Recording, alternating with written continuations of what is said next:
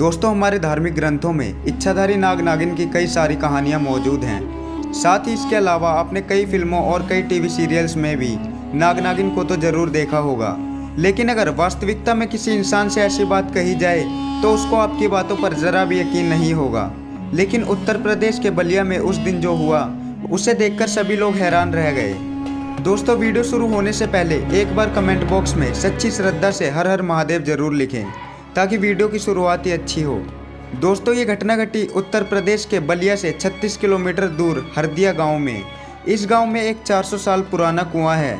गांव वालों का ऐसा मानना है कि इस कुएं में करीब 200 सालों से एक इच्छाधारी नागिन का वास है और अगर वो उस कुएं के पास गए तो नागिन उन्हें जान से मार देगी। इसलिए उस कुएं के पास कोई भी नहीं जाता था। इसी गांव में राजू नाम का एक 14 साल का लड़का रहता था।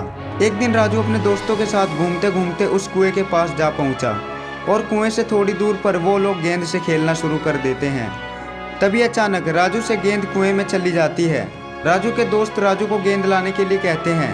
राजू कुएं की ओर जाता है और कुएं के अंदर देखने का प्रयास करने लगता है। राजू कुएं के अंदर देख ही रहा होता है कि तभी उसका अचानक पाँव फिसलता है और वो कुएं में गिर जाता है। ये सब देख राजू के दोस्त डर जाते हैं और वो दौड़कर गांव में जाते हैं और राजू के घर वालों और गांव वालों को सारी बात बता देते हैं। ये सब सुनकर राजू की मां का रो रो कर बुरा हाल हो गया और गांव वाले भी अचंभे में पड़ गए। लेकिन इसके बाद भी सभी गांव वालों ने उस कुएं के पास जाने का निश्चय किया और सभी गांव वाले राजू की जान बचाने कुएं के पास चल दिए। जब गाँव वाले कुएं के पास पहुँचे तो उन्होंने राजू को वहाँ रोते हुए पाया और राजू के हाथों में उसकी गेंद भी थी।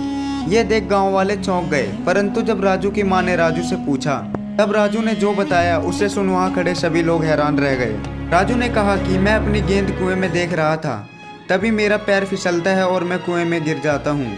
अभी कुएं में एक स्त्री प्रकट हुई जिसका ऊपर का शरीर मानो किसी सामान्य महिला सा हो, लेकिन नीचे का हिस्सा बिल्कुल सांप जैसा।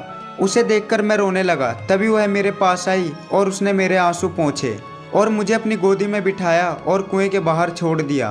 कुएं में अचानक गिरने की वजह से मेरे पैर से खून बह रहा था। जैसे ही उसने मेरे पैर पर हाथ लगाया तो खून बहना भी बंद हो गया और वो कुएं में जाकर कहीं गायब हो गई। ये सब सुनकर सभी गांव वाले हैरान थे। उन्होंने नाग देवता के हाथ जोड़े और नाग देवता को धन्यवाद किया और उन्होंने उस कुएं के पास नाग देवता की पूजा की और वहाँ नाग देवता का एक मंदिर भी बनवाया। लेकिन इस घटना के बाद वो नागिन कभी भी नहीं दिखी। अब इस मंदिर में लाखों भक्त नाग देवता की पूजा करने आते हैं। दोस्तों, आपको ये सच्ची घटना कैसी लगी हमें कमेंट बॉक्स में जाकर ज़रूर बताएं।